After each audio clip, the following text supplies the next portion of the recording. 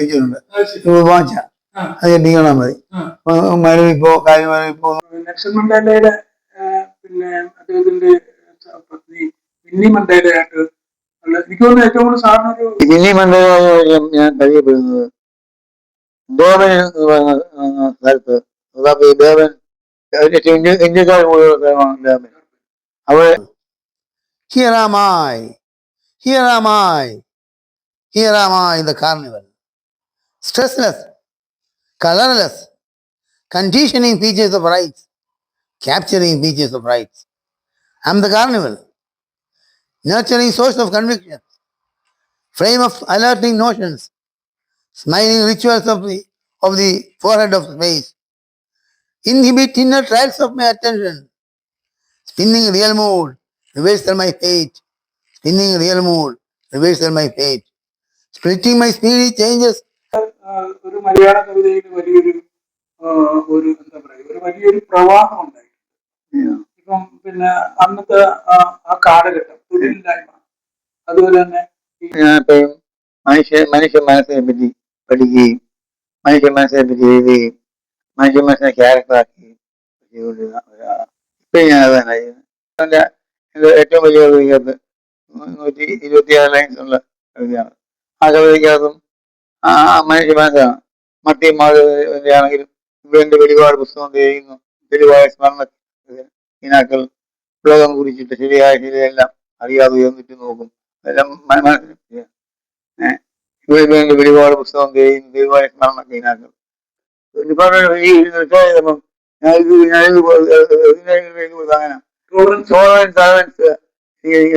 തന്നിട്ടില്ല. ഭാഗ്യം ഇതൊരു കവിതയ്ക്ക് വിഷയമാണ്. അതെ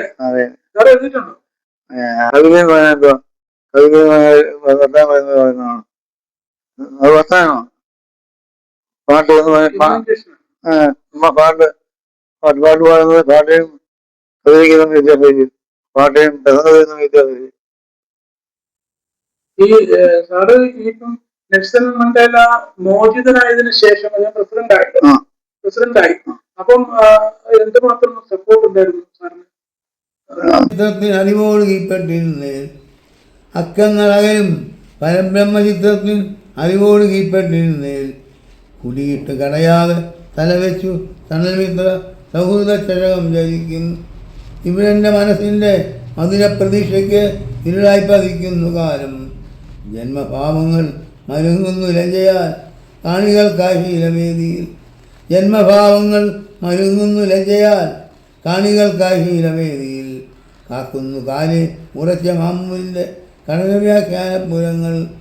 ഒന്നായി മീക്കുമീ സങ്കോച വിഗ്രഹം നീണ്ടനാൾ ന്യായ.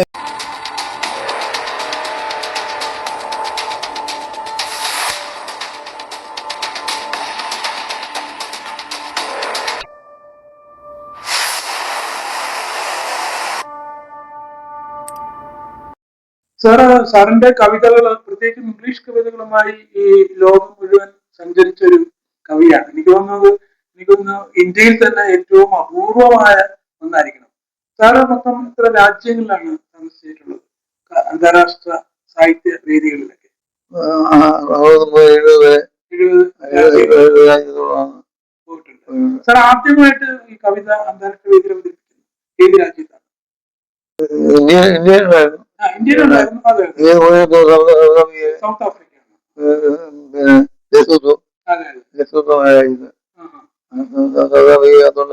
കൊച്ചി രാജ്യം. പിന്നെ സെർബിയ രാജ്യങ്ങള് പോയിട്ടില്ല. സെർബിയ നല്ലതായിരുന്നു അന്ന്.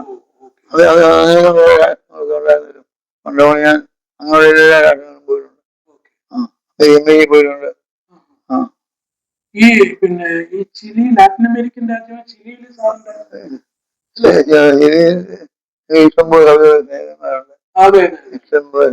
ഏറ്റവും പ്രധാനം സാറിന്റെ ഏറ്റവും പ്രധാനപ്പെട്ട കാര്യം യൂറോപ്യൻ രാജ്യങ്ങളും ലാറ്റിൻ അമേരിക്കൻ രാജ്യങ്ങളും മിഡിൽ ഈസ്റ്റിലൊക്കെ ഒട്ടേറെ പ്രശസ്തരായ കവികളൊക്കെ സാറിന്റെ ഏറ്റവും അടുത്ത സുഹൃത്തുക്കളും സാറിന്റെ കവിതകൾ ആസ്വദിക്കുന്നവരുമാണ്. അതൊരു പ്രധാനപ്പെട്ട ഒരു കാര്യം. ഇപ്പോ ഈ ഒട്ടേറെ വിദേശ എഴുത്തുകാരുമായിട്ടുള്ള സാറിന് ഒരു സമ്പർക്കം ഉണ്ടായിട്ടുണ്ട് എഴുത്ത് രീതികളിലൊക്കെ.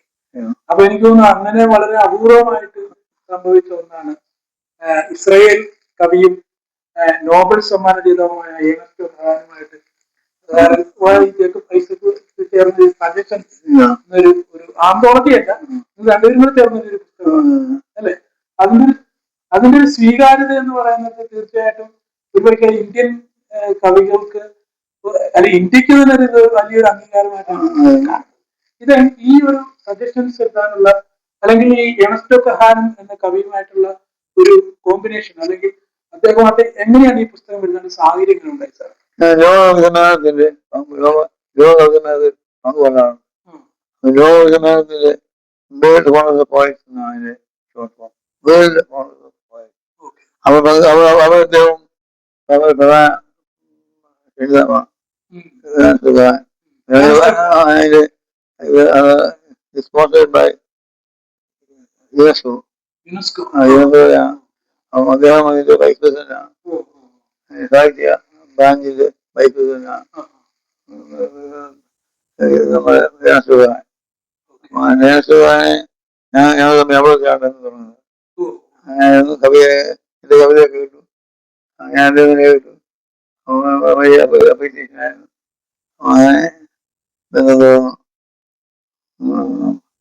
അങ്ങനെ ഇങ്ങോട്ട് ആവശ്യപ്പെട്ടു. ഇങ്ങോട്ട് ആവശ്യപ്പെട്ടു സാധാരണ രീതിയിൽ അങ്ങോട്ട് ചോദിക്കാറുണ്ട്. സാധാരണ അങ്ങോട്ട് ഇങ്ങോട്ട് പറഞ്ഞു നമുക്ക് കൂടെ പുസ്തകം വലിയൊരു അംഗീകാരമാണ്. അത്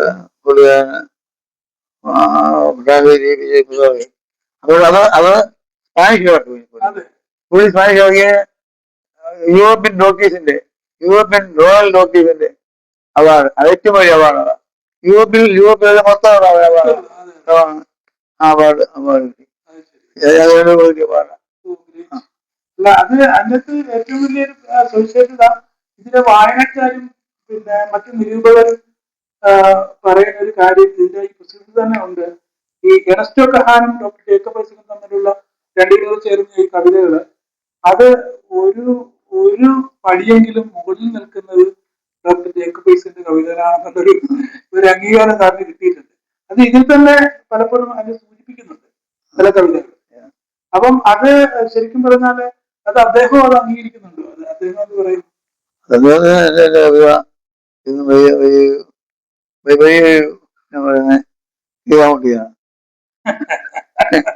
പുള്ളി ഇപ്പൊ എന്റെ പുതിയ പുസ്തകത്തെ പുള്ളിയാണ് ഇന്റർവ്യൂ ചെയ്യുന്നത്. ആ ഇന്റർവ്യൂവില് തുടങ്ങുന്നത് തന്നെ കഥയിപ്പിച്ചാണ് തോന്നുന്നത്. വിശാലമായ രീതിയിലുണ്ട്, നല്ലപോലെ പഠനം നടത്തി നന്നായിട്ട് ചെയ്യുന്നുണ്ട്. അത് ഞാൻ വിചാരിച്ചത് ബെറ്ററായിട്ട് എഴുതുന്നു.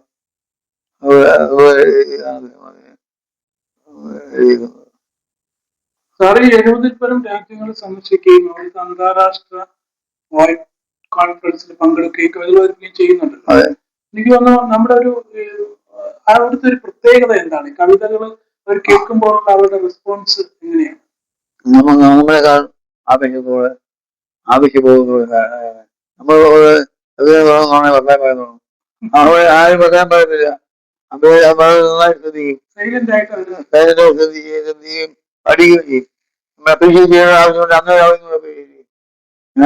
ഞാൻ ഗ്രീസിൽ കവിതയെല്ലാം പോയി. ഗ്രീസിൽ കവിതയെ പോയി. ഗ്രീസിൽ എറീസാന്ന് പറഞ്ഞാണ് തെസലോനിക്കാന്ന് പോയ biblical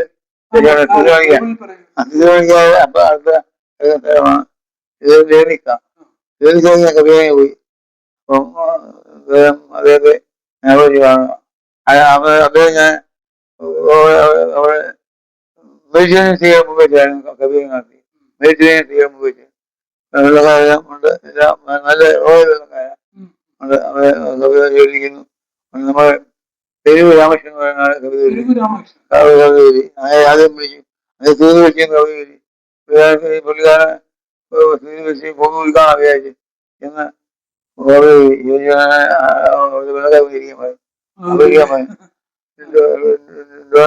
manipulate our language, don't destroy our language. You got your own മാതൃഭാഷ വയനാട് രീതിയായി അത് എന്റെ പേരാണ് ചോദിച്ചത്. ഞാൻ കണ്ടീഷനിങ് പാടി എഴുന്നേറ്റ് വരാനായിട്ട് കഴിക്കും. എഴുന്നേറ്റ് വരാൻ അവാർഡ് ആദ്യം കൊടുക്കുന്ന അവാർഡല്ലോ മാക്സിമം അവാർഡുണ്ടായിരുന്നു. ആ അവാർഡ് എനിക്ക് തന്നെ. ഈ പുരസ്കാരങ്ങൾ തന്നെ ധാരാളം സമയം കിട്ടി. ഇന്ത്യയിൽ നിന്നും പുറത്തുനിന്നും കേരളത്തിലും ഒക്കെ ശ്രദ്ധേയമായ പുരസ്കാരങ്ങളെ കുറിച്ച് പറയാമോ? ഒന്നിതാണ് സാറിപ്പോ പറഞ്ഞിരുന്നത്. ഈ നമ്മുടെ കൽക്കട്ടയിൽ നിന്ന്, ഇന്ത്യയിലെ കൽക്കട്ടയിൽ നിന്ന് മൈക്കിൾ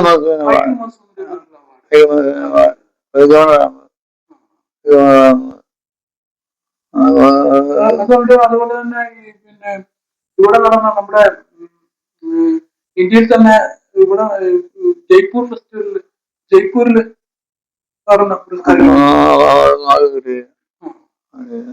ജയ്പൂർ സൈക്കിൾസ് പറഞ്ഞ ഇന്ത്യയിൽ പൊതുവെ ജപ്പാനിൽ പോയിട്ടുണ്ട്.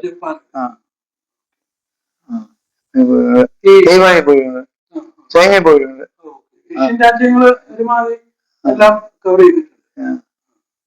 ഈ ഇവിടെയൊക്കെ ഈ നമ്മുടെ കവിതകള് സാർ പ്രത്യേകം ക്ഷണിതമായിട്ടാണോ ഗസ്റ്റായിട്ടാണോ പോകുന്നത്? ഞാനിന്നും ഞാൻ ഒന്നാമത് വേൾഡ് കോൺഗ്രസ് പോയതിന്റെ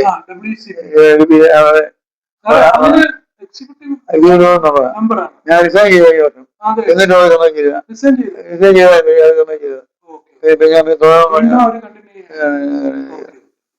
അത് റേറായിട്ടുള്ള ഒരു അംഗീകാരമാണ്. അവിടെ മെമ്പറാകാൻ വേണ്ടി അവർ കാത്തിരിക്കുക. അതിനുവേണ്ടി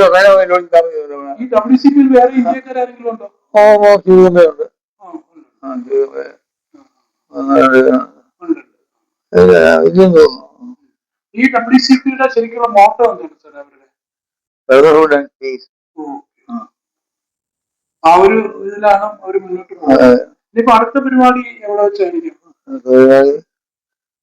ന്യൂസിലേക്ക് സാറ് പങ്കെടുക്കുന്നുണ്ടോ? പങ്കെടുക്കുന്നുണ്ട്.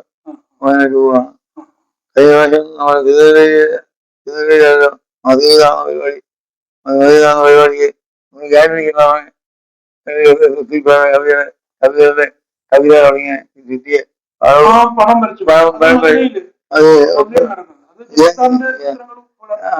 എന്റെ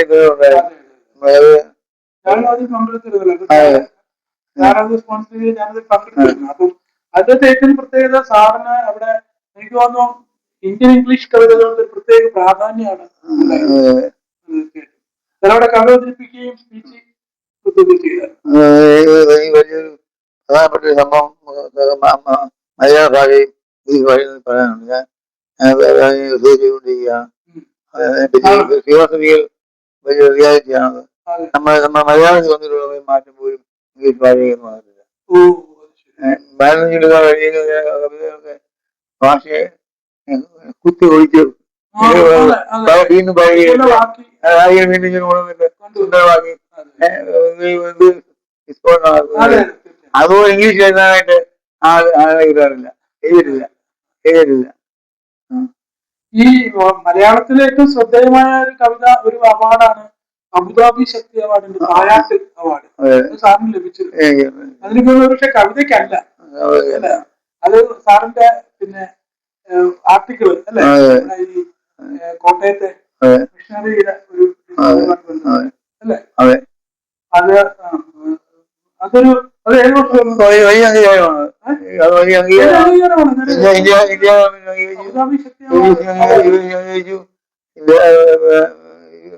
അമേരിക്കയിലെ ലൈബ്രറി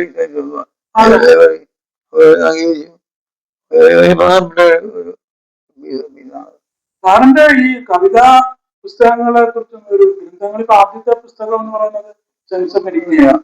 പിന്നീട് ഗണസ്റ്റ് പ്രധാനമായിട്ട് ചേർന്ന് സജഷൻസ് ചെയ്തു. പിന്നെ മൂന്നാമത്തെ ടൈം ഷീറ്റ് അല്ലെ, നാലാമത്തെ പുസ്തകം ഇനി അപ്കമിങ് ആണ് അല്ലെ. ഓക്കെ.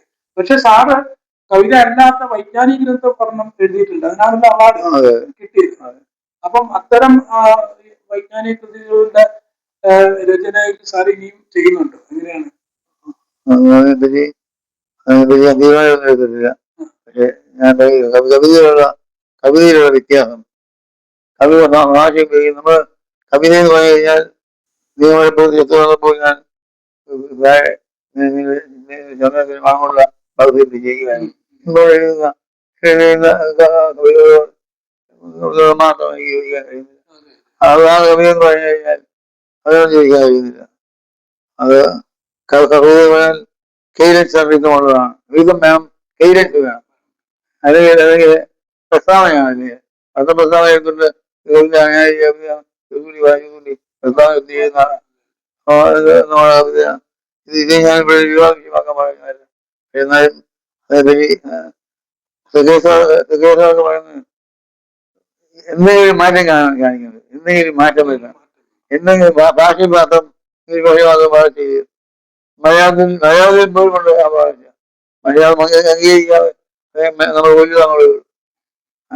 മറ്റുള്ളതൊക്കെ വ്യക്തമായിട്ട് ഞാനൊരു വിദേശമായിട്ടായതുകൊണ്ട്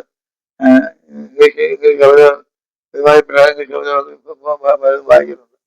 കഴിഞ്ഞ 6 വർഷമായിട്ട് ഞാൻ ലോക കവിത ചെക്ക് ചെയ്യുന്നു. അതേസമയം നമ്മുടെ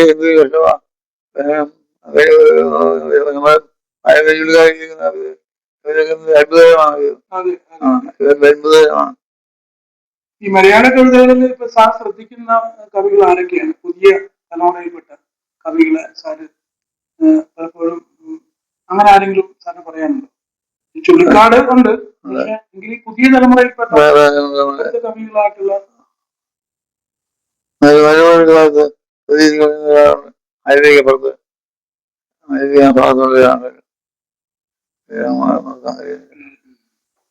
നല്ല നല്ല നമ്മളെ ചെറിയാനാണ് അമേരിക്കയില. പിന്നെ സാറ് തന്നെ പലപ്പോഴും പറയാറുണ്ട് പോലെ രാഘു വള്ളിക്കുന്നം, അതുപോലെ തന്നെ വേറൊരു കവി ഒരു പിന്നെ സെബാസ്റ്റ്യനെ കുറിച്ച് പറയാറുണ്ട്. അപ്പൊ അത്തരം പുതിയ ഈ എനിക്ക് തോന്നുന്നു പ്രണയത്തിന്റെ കാര്യത്തിൽ ഇപ്പോഴും മലയാള കവികളുടെ കുറച്ചുകൂടെ മുന്നേറാനുണ്ടെന്ന് എനിക്ക് തോന്നുന്നു. അല്ലേ സാർ?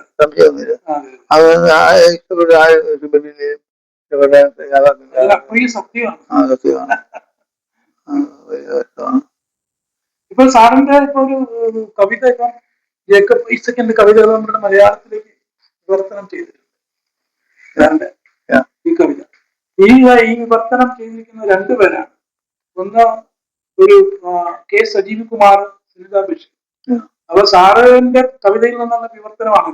അപ്പൊ ഇതിനോട് എത്രമാത്രം ഇവർ വിവർത്തനത്തിൽ നീതി പുലർത്തിയിട്ടുണ്ടെന്നാണ് സാറ് വിശ്വസിക്കുന്നത്?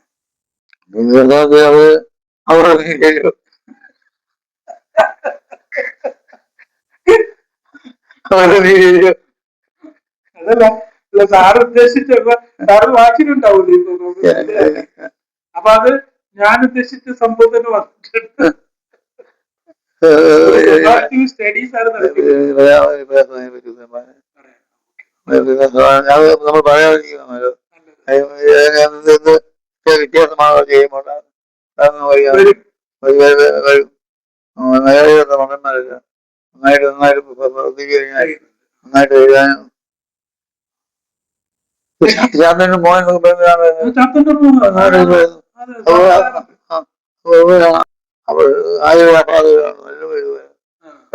പ്രായമായി ധാരാളം പറയാറുണ്ട് അല്ലേ? പിന്നെ അതുപോലെ തന്നെ സാറിന്റെ ഇപ്പം ഇംഗ്ലീഷ് കവിതകൾ തന്നെ സെൻസ് ഓഫ് എനിക്മയും ഒക്കെ ഹീബ്രുവിലും സ്പാനിഷിലേക്ക് വിവർത്തനം ചെയ്യുന്നു. അപ്പം ആ വിവർത്തകരും അവരുടെ ഭാഷയിലേക്ക് ഇംഗ്ലീഷ് കവിത സാർ വിവർത്തനം ചെയ്യുമ്പോൾ അതും ആ ഒരു ആത്മാവ് നഷ്ടപ്പെടാതെ വിവർത്തനമാണെന്ന് സാർ വിശ്വസിക്കുന്നുണ്ട്. വ്യത്യാസമുണ്ട്. അവർ എങ്ങനെ എഴുതും, എങ്ങനെയാ എഴുതുന്നത്? അത് കവിത മോഡിയോട് എഴുതും. അത് നായക മോഡിയോട് പറയും. ഞാൻ ഭുവനേശ്വരി കവിത പോയപ്പോ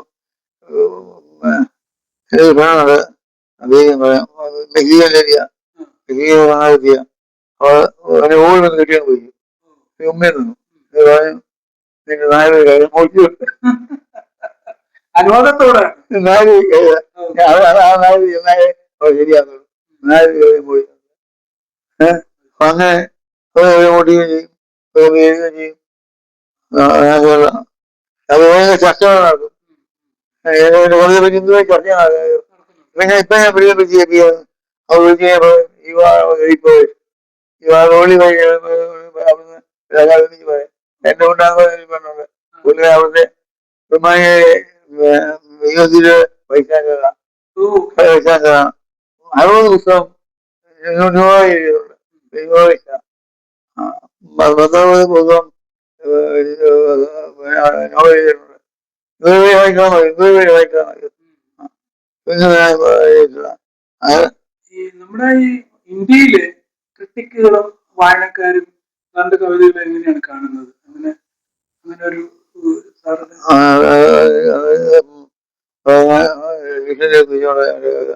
വായിക്കാൻ പറ്റുന്നുള്ളൂ.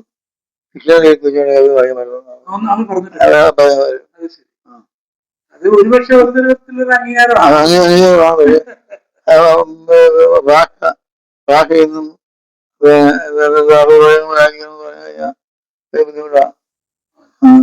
പക്ഷെ എനിക്കൊന്ന് സെൻസ് ഓഫ് ഇറ്റ്മേക്കാളും സാർ ഒരുപാട് ഭാഷയുടെ കാര്യത്തിൽ ട്രാൻസ്പെറൻസി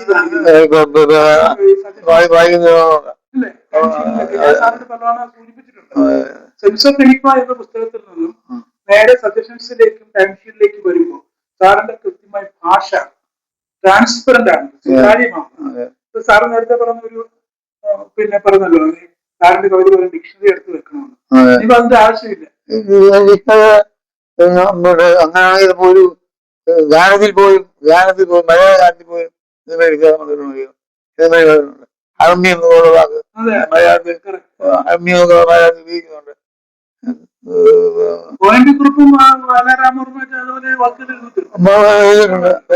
അങ്ങനെ വാക്കുകൾ പിന്നെന്തോ കവിത മാത്രം സിനിമാക്കാർ കൊണ്ടുപോയി പോപ്പുലർ ആക്കിയെന്ന് എനിക്ക് തോന്നുന്നു അത്തരം വാക്കുകൾ. സാറേ നമ്മൾ നേരത്തെ രമേശ് ചെന്നിത്തലയെ കുറിച്ച് നമ്മുടെ ആഭ്യന്തര മന്ത്രിയാണ്. പിന്നെ അദ്ദേഹമായിട്ടുള്ള ഒരു സാർ പറഞ്ഞായിരുന്നു രമേശ് ചെന്നിത്തലയായിട്ടുള്ള ഒരു സാറിന്റെ ഒരു അടുപ്പം. അന്നത്തെ ആയപ്പോഴുള്ളൂ. ഞാൻ സ്ഥിരമായിട്ട് കാണാൻ പോകാറില്ല. റീസെന്റായിട്ടൊന്നും കണ്ടു. ഇപ്പൊ മിനിസ്റ്റർ ആയപ്പോ കണ്ടു. വിളിക്കാറില്ല. നേരെ വിളിക്കാറ് ഗവൺമെന്റിന്റെ എന്നെ വിളിച്ചറിയിക്കും.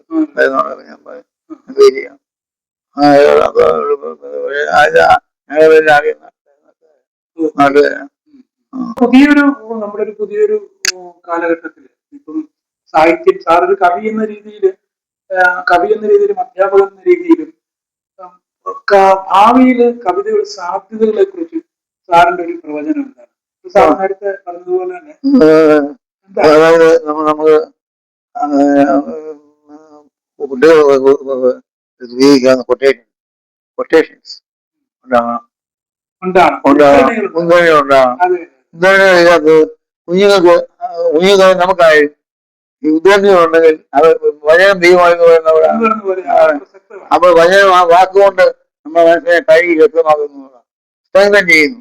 നമ്മുടെ മനസ്സിനെ സ്ട്രെങ്തൻ ചെയ്യാൻ ഏറ്റവും പറ്റിയ വാക്കാണ്.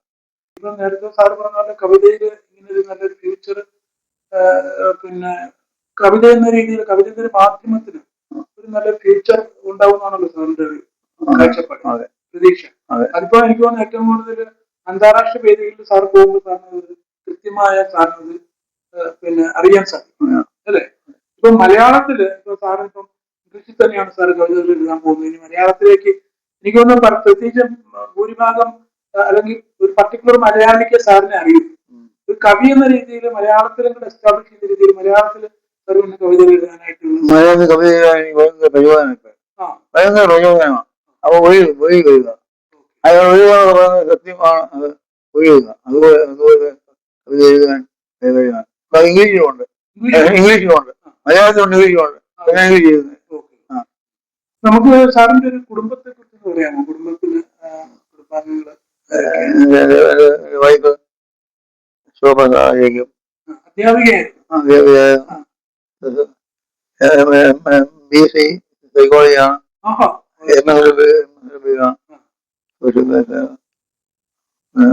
വീട്ടിലാണ് ചെയ്യുന്നില്ല. പിന്നെ മകൻ മകളുണ്ട്, രണ്ടുപേരും ഡോക്ടറാണ്. മകൻ അരവിന്ദ്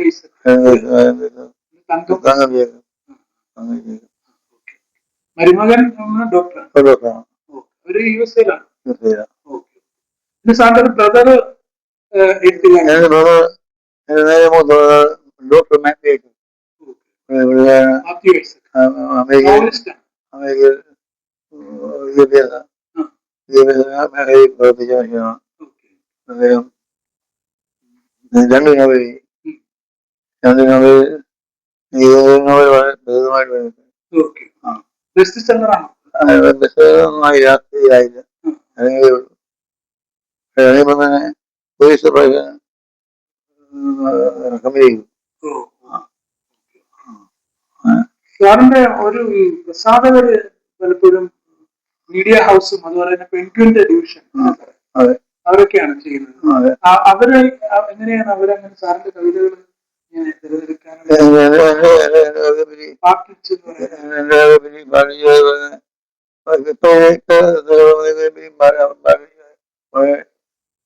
ഉയർന്ന അഭിപ്രായമാണ്. എന്ന് മാത്രമല്ല, ലോകത്തിലെ ഏറ്റവും വലിയ ക്രിട്ടിക് എന്ന് പറയുന്നത് അവരാണ് ഏറ്റവും വലിയ ക്രിട്ടിക്. അവർ സാധനം പറഞ്ഞാൽ അവർ സർട്ടിഫിക്കറ്റ് പോല, അവർ പേപ്പർ വന്നു കഴിഞ്ഞാൽ സർട്ടിഫിക്കറ്റ് എല്ലാവരെയും ചെയ്യത്തില്ല. കൊടുത്തു കഴിഞ്ഞാൽ $1000 ജയമുള്ളത് കൊടുത്തു കഴിഞ്ഞാൽ അവരൊരു കമ്പനി ഗ്രൂപ്പ് ശുപാർശ ചെയ്ത് അക്കൗണ്ട് ചെയ്യുന്നത് നല്ലതാണ് അങ്ങനെയുള്ള ഒരു കവിത ഓരോ പ്രസിദ്ധന്മാരായിട്ടുള്ള. സാറിന്റെ ഈ കവിതയേക്കാൾ ഉപരി സാറിന്റെ മറ്റുള്ള ഹോബീസ് എന്തൊക്കെയാണ്? വായന, സംഗീതം?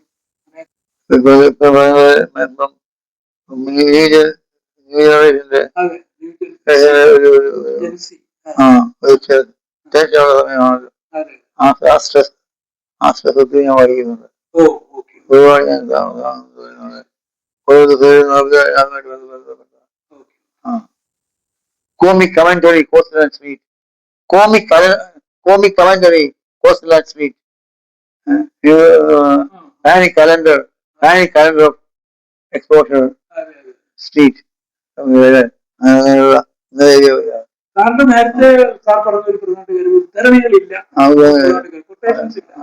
സാറിന്റെ കവിതയില് ഡൈവോഴ്സ്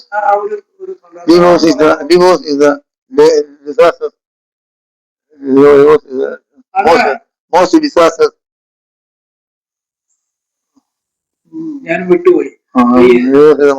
സാറിന്റെ ഈ കവിതയുടെ ഉദ്ധരണി ആലപ്പുഴയിലെ ഒരു മെഡിക്കൽ കോളേജിലെ ഒരു ഡോക്ടർ എഴുതി വെച്ചിട്ടുണ്ട്, ഒരു സൈക്യാട്രിസ്റ്റ് എഴുതി വെച്ചിട്ടുണ്ട്.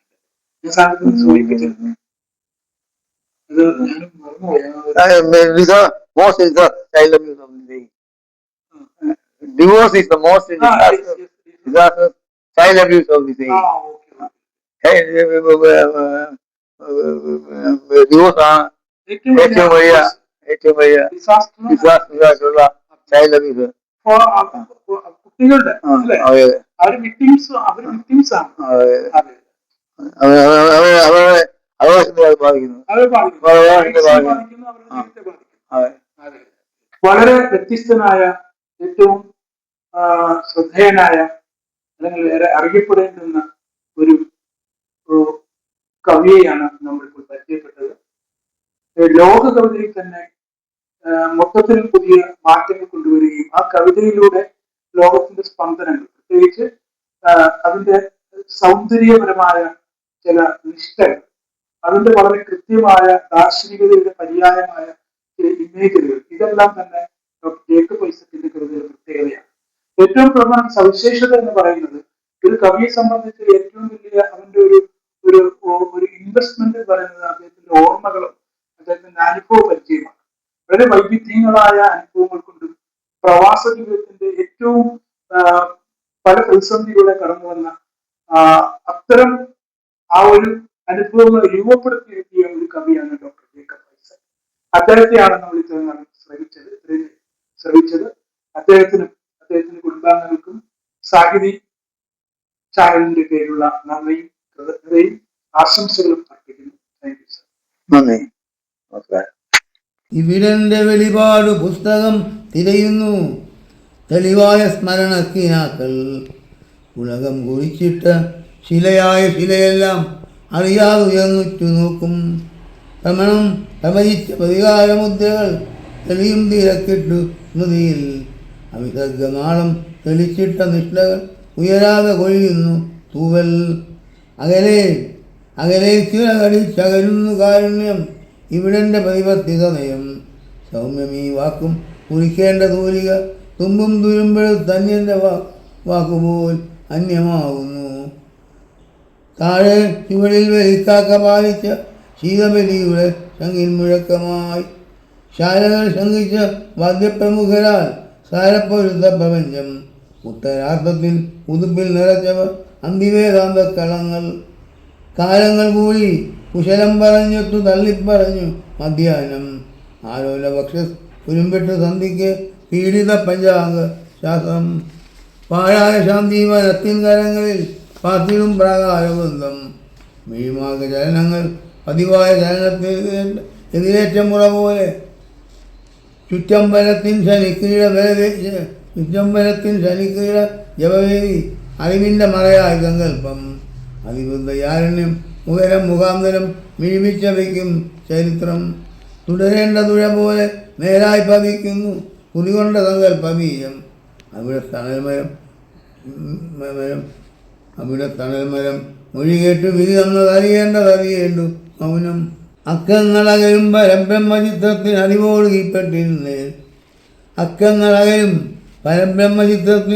അറിവോട് കീഴ്പ്പെട്ടിരുന്നേൽ കുടിയിട്ട് കടയാതെ തലവെച്ചു തണൽമിത്ര സൗഹൃദ ചഴകം ജയിക്കുന്നു. ഇവരെൻ്റെ മനസ്സിൻ്റെ മധുര പ്രതീക്ഷയ്ക്ക് ഇരുളായി പതിക്കുന്നു കാലം. ജന്മഭാവങ്ങൾ മരുങ്ങുന്നു ലജ്ജയാൽ കാണികൾക്കായി ശീലവേദിയിൽ. ശീലവേദിയിൽ കാക്കുന്നു കാല് ഉറച്ച മാമൂലിൻ്റെ കടകവ്യാഖ്യാനപുരങ്ങൾ. ഒന്നായി മീക്കുമി സങ്കോച വിഗ്രഹം നീണ്ടനാൾ ന്യായപീഠത്തിൽ. നേരിൽ കുറിക്കുമി കാലഭേദങ്ങൾക്ക് കാലച്ച കാതോർത്തു മൗനം. പൊതുമാധ്യമത്തിൻ മിഴിത്താളിൽ ഒളിവെച്ചു അകലും പ്രയോക്താവും